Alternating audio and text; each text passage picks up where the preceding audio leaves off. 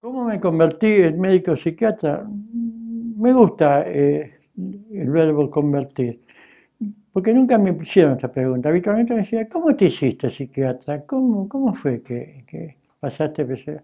Y realmente yo me siento que yo soy un converso. Converso en el sentido que cambié mis convicciones, cambié mi creencia.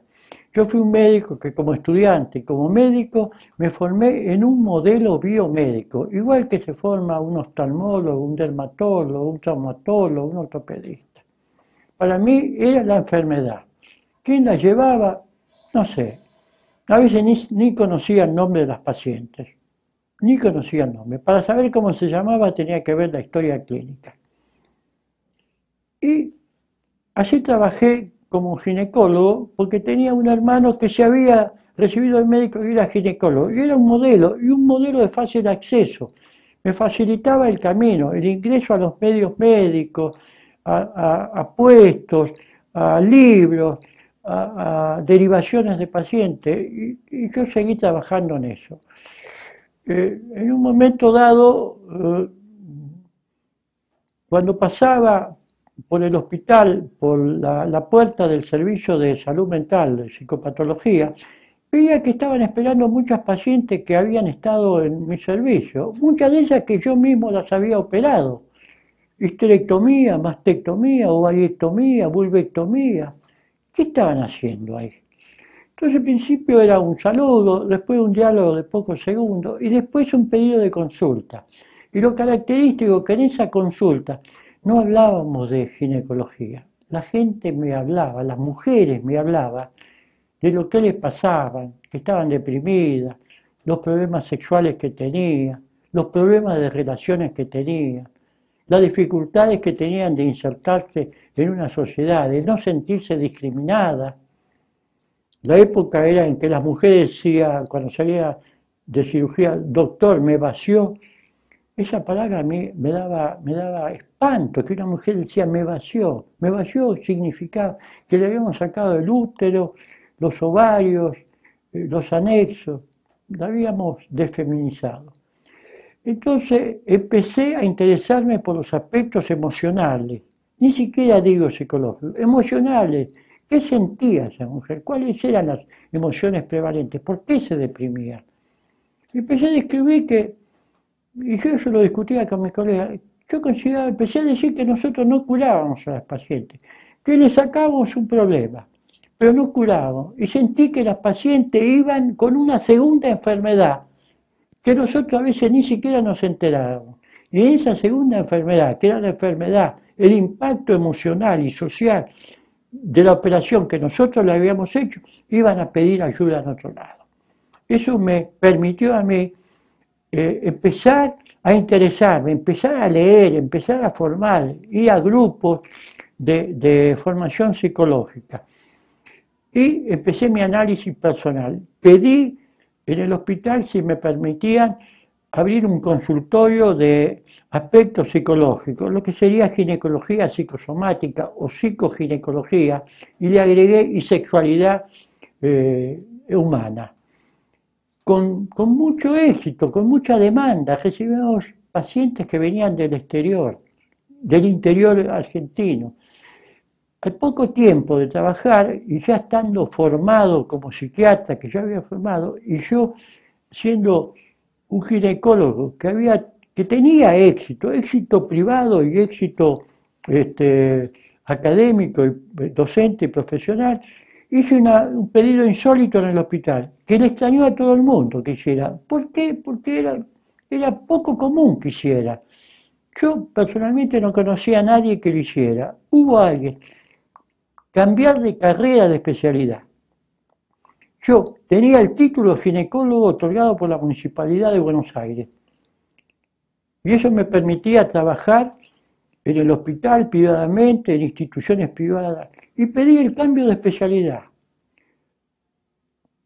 Para que se me otorgara ese cambio, se me dijo que yo tenía que pasar una prueba de evaluación por profesores eméritos del campo de la salud mental. Y efectivamente, un día en el hospital tuve que enfrentar a una mesa examinadora que me paseó por toda la psiquiatría. porque evidentemente, no sé, nunca lo hablamos por eso, pero creo que a los psiquiatras no les gustaba que alguien que viniera de afuera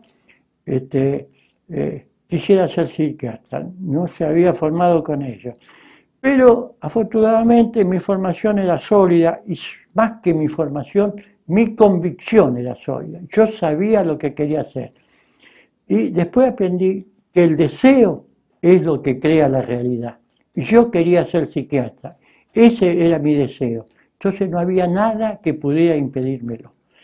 Fui nombrado psiquiatra, pasé al servicio de psiquiatría, al poco tiempo me nombraron oficialmente jefe de psicopatología adulto y creo que fui el único que durante un periodo fue jefe de un servicio y poco tiempo después de otro que no tenía nada que ver. El modelo ideológico de la psiquiatría, la teoría de la curación, la teoría de la enfermedad psiquiátrica no tiene nada que ver con lo que yo hacía antes, son modelos totalmente distintos. A partir de ese momento seguí funcionando en la psiquiatría, terminé mi análisis personal que duró muchos años, alrededor de 14, 15 años, hice mi análisis didáctico, me formé y eso es lo que soy. Soy un médico psiquiatra.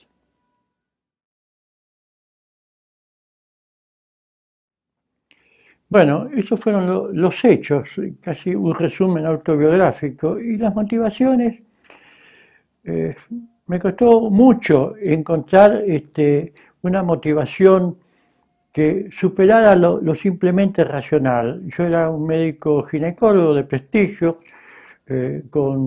con exitoso en medios hospitalarios, académicos, era docente de la facultad en la misma especialidad. Llegué a la jefatura. ¿Cuál fue el motivo? A través del análisis y la reflexión, descubrí una insatisfacción y yo se la presentaba a mis colegas, como realmente nosotros curamos a las pacientes. Cuando le sacamos el pecho a una mujer, cuando le sacamos el útero, los ovarios, hacemos una vulvectomía, realmente las curábamos. Ellos decían que sí. Yo les preguntaba, ¿y por qué después están en un servicio de psicopatología? Hay una parte que se nos escapa. En esa época todavía no se practicaba lo que hoy se practica, la preparación psicológica para la cirugía, lo que se llama psicoprofilaxis quirúrgica. Entonces empecé a ver de que la terapéutica que aplicábamos era incompleta. Yo venía como estudiante y como médico de un modelo biomédico. La psiquiatría, la ginecología y después la psiquiatría se practicaba con los modelos clásicos, igual que un dermatólogo, que un especialista de ojos, seguía el modelo biomédico. Pero las mismas enfermas, sobre todo las enfermas que iban a cirugía, a las cuales yo me dedicaba mucho, tratando de ubicarlas, tratándolas de prepararlas para una cirugía que era importante para ellas, las mismas enfermas, yo siempre digo que uno escuchando a los pacientes puede aprender también medicina, las mismas pacientes me mostraban que eso que temían tanto, la cirugía, tenían que llegar un momento a desearlo. Lo temido terminaba por ser lo deseado, porque lo temido le amenazaba la vida, el estatus familiar, social. Y la cirugía, que era lo temido, cirugía, quimioterapia, radioterapia, que era lo temido, tenía que desearlo porque era el medio a través del cual podían recuperar la salud.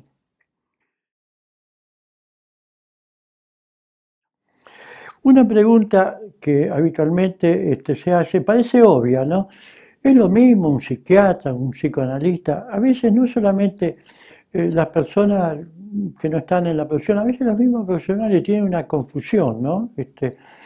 La psiquiatría comenzó como otra especialidad, como dije, con un modelo biomédico, pero con el advenimiento del psicoanálisis, ahí empieza a cambiar la psiquiatría. Freud empieza a mostrar que la biografía del paciente es tan importante y a veces mucho más importante que la misma enfermedad. La psiquiatría empezó a incorporar los conocimientos que fueron aportando el psicoanálisis y actualmente la psiquiatría es dinámica, se apoyan los conceptos psicoanalíticos. La diferencia fundamental desde un punto de vista jurídico-legal, el psiquiatra es un médico que tiene que estar certificado con avales de su capacidad, experiencia, concurrencia a servicios hospitalarios, formación profesional por el Ministerio de Salud Pública. El psiquiatra puede medicar, ordenar, pedir análisis, estudios radiológicos, estudios laboratorios, puede indicar una internación, puede solicitar licencia médica. El psicoanalista puede ser un médico, pero también puede ser un no médico, un psicólogo, un filósofo, un pedagogo. Las especialidades de ayuda psicológica hoy en día, que son muchas, ¿no? El counseling, el coaching. Estos profesionales no pueden medicar, no pueden certificar enfermedad, ¿no? Salvo los psicólogos que pueden ser auxiliares de la justicia como peritos. Las teorías de salud y enfermedad son distintas. El psicoanálisis, cuando muchos preguntan, hay muchas definiciones. Yo me voy a referir a Freud en el año 1923, la edición que iba a ser la Enciclopedia Británica, le pidió al mismo Freud que definiera lo que es psicoanálisis. Y Freud mandó una esquela muy breve diciendo que el psicoanálisis era estas son palabras de Freud, tres cosas a la vez. Era un método de investigación de la mente humana que no podía hacerse de otra forma. Era un método de tratamiento psicoterapéutico de las neurosis. En ese momento Freud lo aplicaba para las neurosis, después se amplió el campo. Y además era un campo científico que abarcaba no solamente las enfermedades mentales, en este caso, sino todas las actividades humanas, en el arte, en el cine, en la política, en la economía. En todas esas, el psicoanálisis puede tener algo que decir.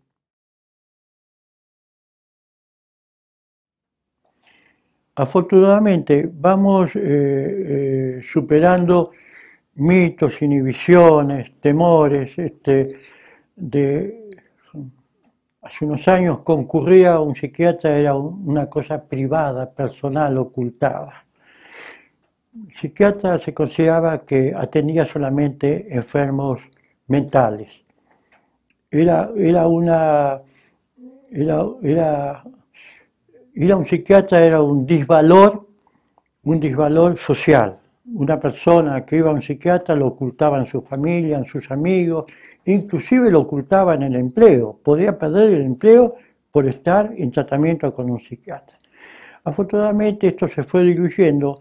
Hoy el número más importante que tratan, no solamente los psiquiatras, todos los profesionales del campo psicológico, es una mínima parte de las enfermedades mentales.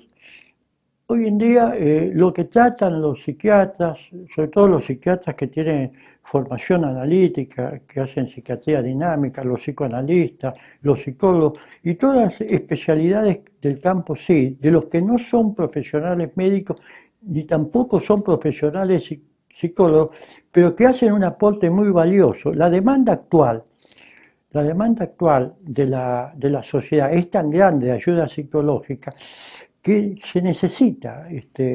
La inseguridad ontogénica que sufre hoy el hombre frente a una sociedad que lo ataca de distintas maneras, obliga a que haya mucha demanda de asistencia psicológica y por lo tanto que haya muchos profesionales que brindan asistencia psicológica desde distintas perspectivas. No hay jerarquías, no debe haber jerarquías, no debe haber subvaloraciones.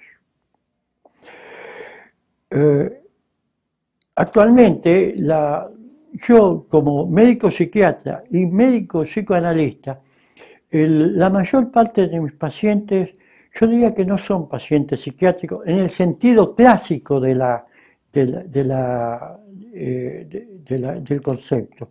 Por supuesto, sí tengo pacientes esquizoides, esquizofrénicos, pacientes con Alzheimer, pero también el núcleo fundamental de mis pacientes son pacientes que tienen trastornos emocionales, que muestran lo que hoy está de moda decir, baja resiliencia frente a las dificultades de la vida. Sus estrategias resolutivas para enfrentarse a los problemas a veces no son suficientes y el paciente se ve desbordado por la presión social, familiar, económica. No hablemos política, no hablemos de lo que pasa actualmente en el mundo, de las corrientes terrorificantes que a veces invaden el mundo, que impactan a la sociedad como sociedad total, pero también impactan al individuo en lo íntimo de ese individuo. Ese individuo necesita una ayuda, a veces no lo puede manifestar, y hoy en día es más factible que el individuo Yo siempre digo que el paciente que va a un profesional, sí, no quiero especificar cuál de ellos, a cualquiera, son todos capaces y hábiles. Yo lo siento como que es un prisionero detrás de una reja, y que va a pedir, es el que dice, no puedo, no sé, no me animo, no debo, no sé cómo. Es un prisionero y va a pedir al profesional que lo ayude a libertarse de sus cadenas. Un autor prestigioso, Henry A., conocido, el mundo psiquiátrico lo conoce, define a la psiquiatría una definición que a mí siempre me encantó. Él dice que es la especialidad que estudia las relaciones interpersonales. Es verdad, cualquier especialista del campo sí sabe que un paciente que va a verlo es alguien que tiene un problema con alguien, que ese alguien sea real, fantasiado, sea verídico, no sea imaginativo, pero es un conflicto. Y el rey agregó después un término que a mí me pareció maravilloso. La psiquiatría es la ciencia que trata sobre los deseos de libertad del hombre. Y eso es un paciente psiquiátrico, un paciente emocional, un paciente psicológico. Es un paciente que ha perdido su libertad. Sus movimientos, sus afectos, sus emociones, sus reacciones están condicionadas. No es libre de vivir su vida como puede, como quiere, como merece o como se ha esforzado por ser.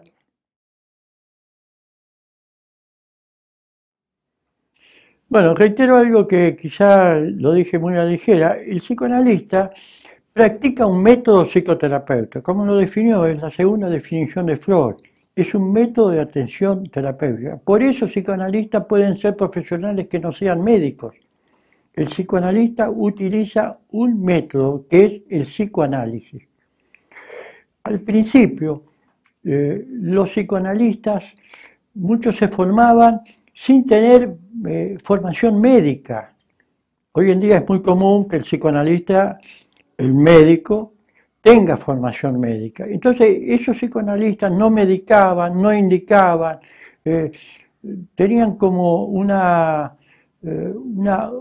objeción o ética o de convicciones no dar. Entonces, para medicar mandaban al paciente a otro profesional que medicaba, con lo cual el paciente se disociaba, tenía un médico por el cual hablar y otro médico para medicarlo.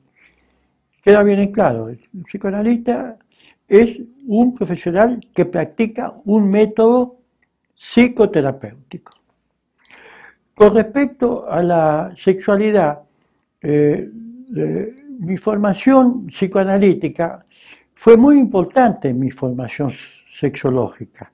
Aparte, la formación que yo hice al lado de figuras que son ahora importantes, me dio una perspectiva muy amplia, ver la sexualidad como una totalidad que impregna todos los aspectos de la personalidad humana. No se puede tratar, yo muchas veces discutía si alguien puede titularse sexólogo o no. Yo decía que aunque yo ahora me titulo sexólogo médico, al principio tenía muchas objeciones, porque decirse sexólogo significaba que uno tenía una formación sociológica, antropológica, biológica, física, psicológica, psicoterapéutica. Era como una torta muy grande para que fuera ingerida por un solo bocado. Ahora las cosas están más claras. La sexología se estudia no como una función específica, sino dentro de una totalidad, como debe ser estudiado siempre una persona que pide asistencia médica, desde una posición biológica, psicológica y sociocultural. Es decir, el padecimiento puede tener preeminencia en cualquiera de esas tres áreas, pero no deja, esto lo describió muy bien un psicoanalista argentino, Enrique Pichot Rivière, cuando él hablaba de las tres áreas: mente, cuerpo y mundo externo. Que siempre va a haber afectación en cualquiera de estas áreas. No hay un paciente que tenga un padecimiento somático que no tenga una repercusión psicológica y que no tenga también una repercusión sociocultural. No hay un paciente que sea un paciente psicológico que no tenga trastornos biológicos o trastornos socioculturales. Y así podemos ubicarlo en cualquiera de tres áreas. El paciente debe ser siempre tomado como una totalidad. Y ese es mi enfoque de la sexualidad. El conocimiento profundo de lo que Master Johnson nos mostró, nos enseñó, me enseñó, la respuesta sexual. ¿Qué le pasa a una persona desde el momento que se empieza a excitar? ¿Qué pasa en su cuerpo? ¿Qué pasa en su mente? ¿Qué pasa en sus relaciones interpersonales? Y eso debe ser enfocado cada vez que uno ve a un paciente.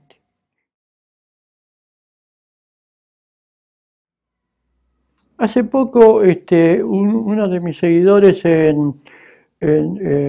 online me preguntó, seguramente extrañado por la diversidad de temas que yo enfoco, ¿cuál era mi formación? ¿No? ¿Cómo me había formado? Sobre todo para explicarse la amplitud de los temas que yo trataba. Y mi respuesta fue de que mi formación básica es psicoanalítica y que después hice una formación especializada en sexología. Yo pienso que en el campo psicológico mi formación es freudiana básicamente, lo cual no significa que no haya leído, estudiado, hecho grupos de estudio y eventualmente trabajado con los conceptos de Lacan, con la teoría de las relaciones objetales, con todas las escuelas psicológicas y con todas las tendencias. Pero mi formación básica es Freud. Yo siempre digo una cosa, y que no solamente la digo yo, la dice todo el mundo. Freud puede ser repudiado, de hecho lo fue, ignorado, de hecho lo fue, tratado de borrar del mapa, no lo consiguieron, ¿no? Pero lo que no pudieron hacer es ignorarlo absolutamente. Cualquiera que trabaja en el campo, sí, aunque sea para rebatirlo, tiene que nombrarlo a Freud. Y eso es un hecho real. Él nos dio la base para que podamos pensar, abrir el pensamiento, inclusive, aunque él no admitía, él en sus años de vejez, a los que se oponían a sus ideales tenía dos respuestas para darle, ¿no? Lo que digo yo es verdad porque yo tengo razón, y agregaba, además porque soy viejo, con lo cual cancelaba toda su discusión, ¿no? Es clásico que Freud se enojó con todos los discípulos, con todo. Él decía que cada persona tiene una persona muy amada y una persona muy odiada. Pero como era un viejo pillo y muy inteligente y un sabio, agregaba, casi siempre esas dos personas son una sola persona. Además, Freud estudió mucho la sexualidad, pero él fue muy inteligente. Con la sexualidad femenina, él no avanzó mucho. Él sabía que muchas cosas de él no estaban saltadas. De hecho, cometió muchos errores. Cuando él hablaba del doble orgasmo, hoy sabemos que se había equivocado. Freud dejó un mandato que sus discípulas mujeres estudiaran la sexualidad femenina, pero las mujeres que lo siguieron a él,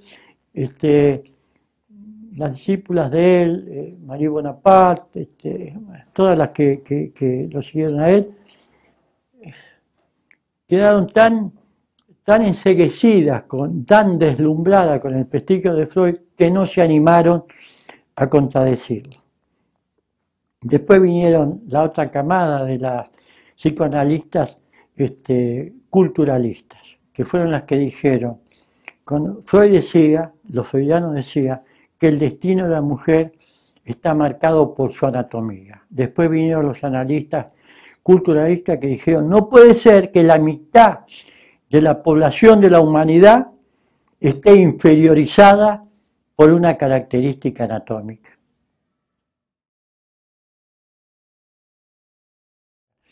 Yo me empecé a interesar en la sexualidad. Es decir, era casi lógico, un ginecólogo, empezar a trabajar en sexualidad. Y empecé a formarme con las teorías de Master y Johnson, William Master y Virginia Johnson, a los cuales tuve el gusto de conocer. En cierta forma, todos los profesionales tenemos modelos, tenemos los ídolos internos.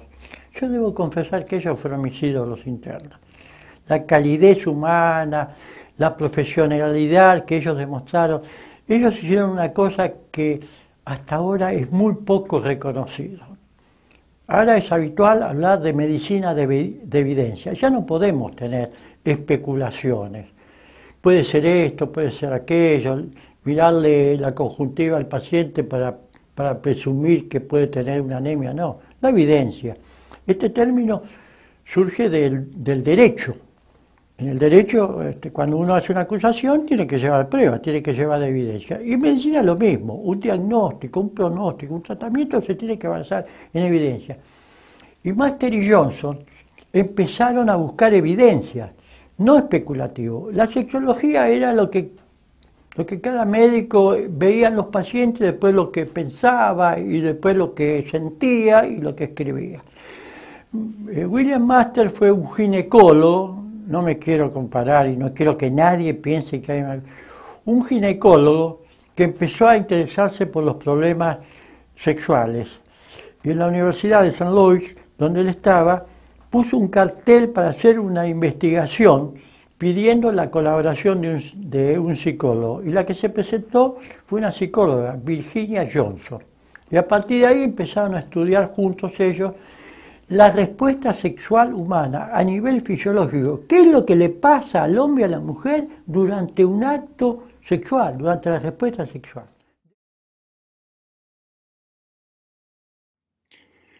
Bueno, podría mencionar una anécdota que en cierta forma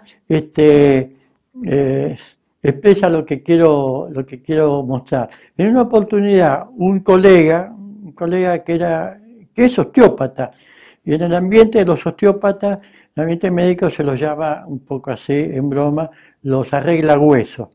Esta paciente llega y en la primera entrevista, no sé si mostrando curiosidad o queriendo mostrar que sabía algo del tema del mundo sí, me pregunta ingenuamente, vuelvo a decir, doctor, ¿usted es psicólogo, psicoanalista o psicópata? Yo pensé la respuesta y solamente me animé a contestar las primeras dos. Le dije que era médico y que efectivamente era psicoanalista. La tercera pregunta no me animé a contestarla porque habitualmente suelo ser sincero y decir la verdad con los pacientes.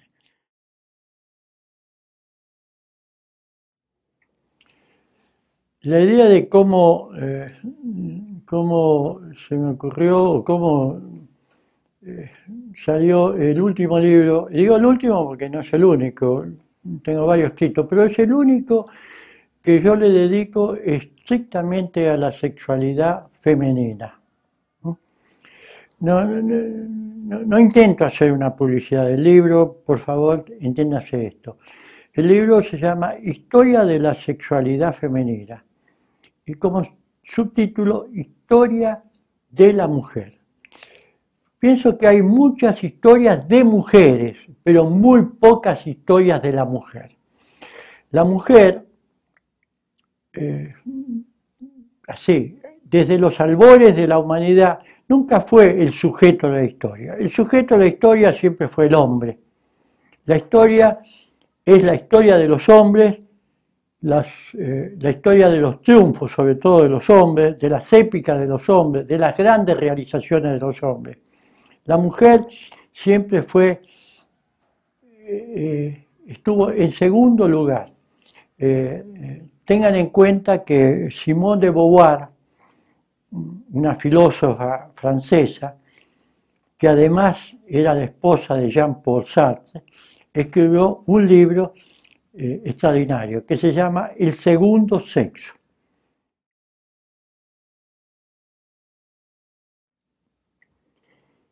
¿Qué es la felicidad? Qué pregunta, ¿eh? Acá creo que debería estar más que yo un filósofo, yo no lo soy. Soy médico, dije que soy un médico psiquiatra. Y desde esa posición creo que podría contestar algo. La felicidad, que es lo que veo cuando un paciente está bien, lo siento más como un estado de bienestar.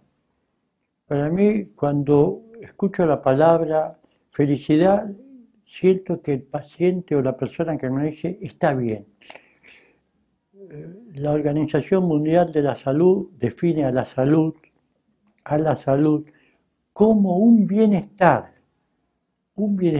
biológico, psicológico y sociocultural. Yo creo que esto es lo que más se parece a la felicidad. Estamos felices cuando nos sentimos sanos, estamos felices cuando nos sentimos equilibrados en nuestras reacciones emocionales, estamos felices cuando vivimos en una sociedad o cultura en donde podemos manifestarnos, no nos agobian los problemas. Eso es bienestar. Si eso es felicidad, seguramente para algunos es felicidad. Otros la verán desde otro campo. No puedo hacer un análisis, y no lo quiero hacer tampoco, un análisis filosófico. Yo lo siento así. Y la experiencia me dice que cuando un paciente, y uno con los años, apenas entra el paciente, lo acostumbrado es que uno le dé la mano a un paciente masculino, hay una discriminación. Y un beso en la mejilla a una mujer, ya ahí sé si están bien.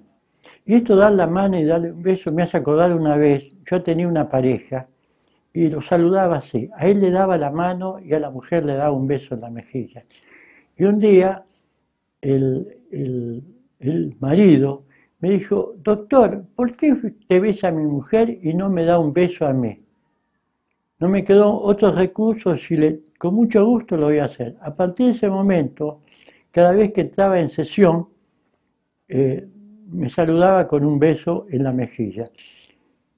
Y me pareció muy bien. Yo siempre digo que el paciente debe ser un objetor de las conductas del analista.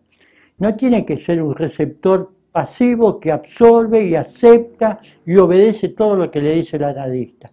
Lo que no le parece que está bien, debe decirlo. Y este paciente objetó mi conducta, porque él le daba un beso a la mujer y porque a él le daba la mano. Él lo veía como distancia, como que tomaba partido en la relación.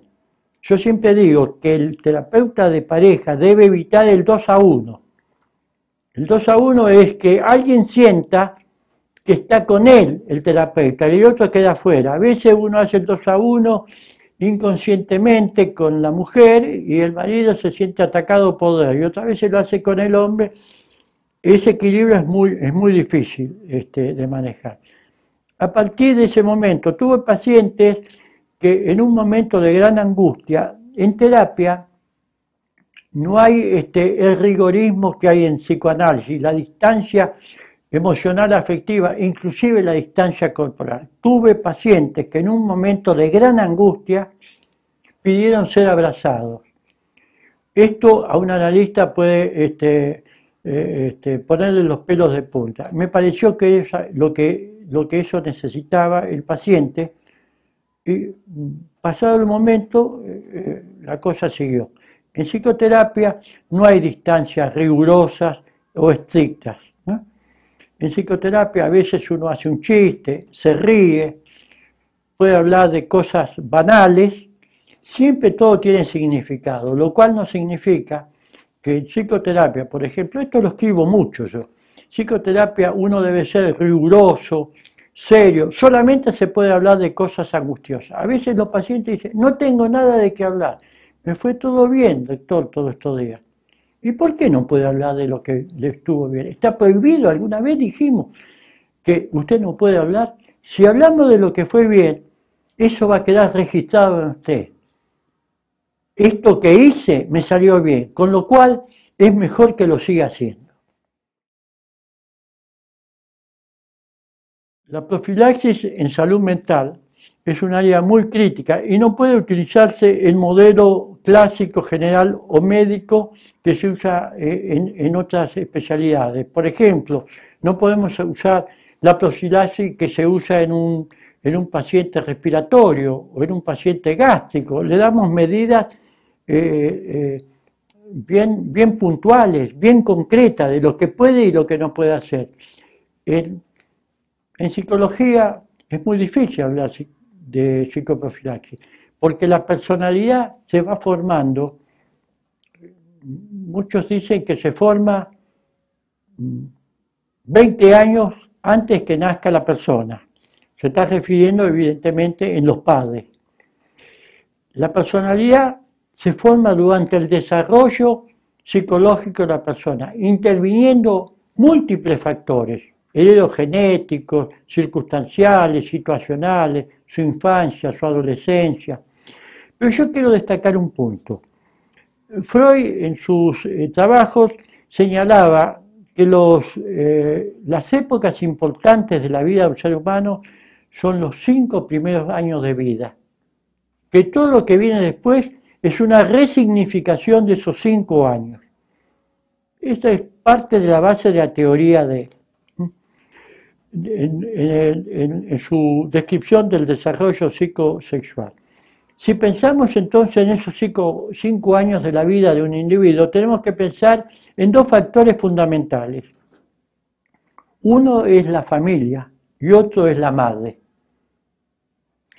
Yo siempre digo, y tengo escrito algunos artículos, la madre como organizadora de la personalidad. Y así como la madre puede ser organizadora de la personalidad, también la madre puede ser desorganizadora de la personalidad. Las experiencias primarias de un ser humano se viven en la familia. Las pequeñas frustraciones que vive un ser humano en la familia son los que le van a dar la resiliencia, es decir, la capacidad de enfrentar las grandes frustraciones que la persona va a tener en la vida.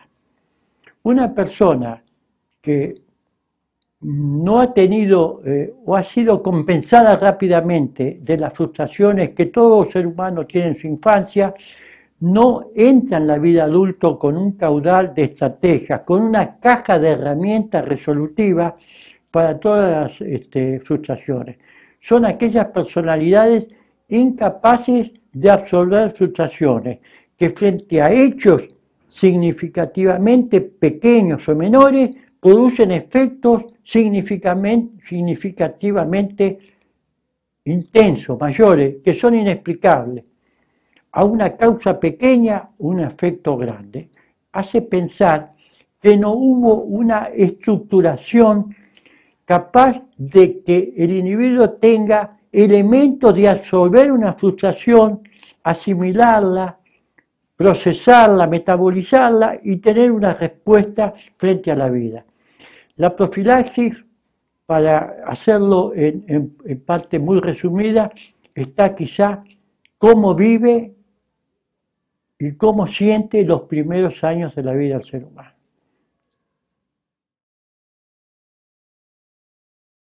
Una de las psicólogas del servicio que atendía a una paciente operada de mama, me viene a comentar que después de un tiempo de bienestar, habiendo sido operada y de equilibrio de la paciente empezó a mostrar signos de decaimiento, de depresión, signos de angustia, y volvió a un estado hasta peor antes de la operación. Me pidió que la supervisara. Yo tuve una entrevista, pero le dije que no quería hablar con la paciente. Quería hablar con una parte de la familia. Y la paciente era acompañada por una o dos hijas. Entonces le pedí a la psicóloga que citara, la paciente tenía 3 hijas, y que citara a las 3 hijas a verme. No quería ver a la paciente. Y casi nunca la vi, o la vi muy poco. Vinieron las hijas y le pregunté cómo vivían, cosa que les extrañó. No hablé nada de la madre. ¿Cómo vivían? ¿Cómo era la casa? ¿Cuántos ambientes tenía? ¿Cómo vivían ellas? ¿Cómo vivían los padres? ¿Cómo era la habitación de los padres? ¿Tenían camas separadas? ¿Tenían camas matrimoniales? ¿Lo veía a los padres afectuosos? Es decir, me interesé por la vida. Y entre todos los dichos me dijeron que habitualmente los padres vivían en una cama común, lo que conocemos como cama matrimonial. Y que después de un tiempo, el padre decidió pasar a dormir a otra habitación diciendo que él tenía, poniendo como explicación, que en realidad era una excusa, ya lo vamos a ver, de que tenía miedo que durante el sueño, que él tenía un sueño muy tumultuoso, decía, que se movía mucho y que tenía mucho miedo que durante el sueño diera golpes y le diera un golpe o un codazo en el pecho a la mujer, cosa que podía pasar, y que eso lo obligaba a irse a otra habitación. Ahí cito, no a la paciente, lo cito al hombre, al esposo. Y él me da a mí la misma explicación, que él cambió la habitación para no molestar a la mujer y no que ocurriera que le diera un golpe en el pecho, porque él tenía una movilidad muy grande, que él se quedaba con la televisión viendo los partidos o viendo películas, y que eso generaba, todo era para generar confort a la paciente. Mi respuesta fue el silencio y mirarlo. Solamente mirarlo. En un momento dado, el paciente baja los ojos y entra en un llanto intenso. Y frente al llanto intenso, lo mejor que puede hacer un psicoterapeuta es no hacer nada, dejarlo. El llanto intenso es un diálogo consigo mismo. Entonces uno no tiene que intervenir. El paciente, cuando se empezó a serenar, empezó a hablar despacito, con voz muy tenue, casi inaudible, y al final terminó diciendo que él tenía pánico al cáncer, que él cuando se iba a acostar con la mujer lo único que pensaba en la cabeza era el miedo al cáncer, tenía miedo a la contaminación del cáncer, y que en realidad la verdadera explicación es que no podía estar al lado de una mujer con cáncer. Yo trabajo mucho en supervisión. tengo muchos analistas jóvenes o terapeutas jóvenes que supervisan su trabajo conmigo. Muchos lo hacen personalmente, otros lo hacen por los medios técnicos de comunicación que conocemos.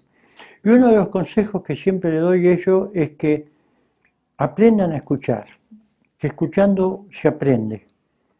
Yo siempre les prevengo a los analistas jóvenes de un defecto muy común en los terapeutas, que es lo que se llama la interpretación prematura.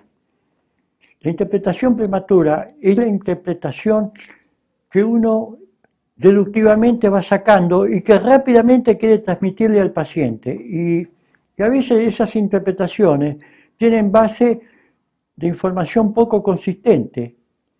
Luego uno va adquiriendo más información y ya esa interpretación no corresponde.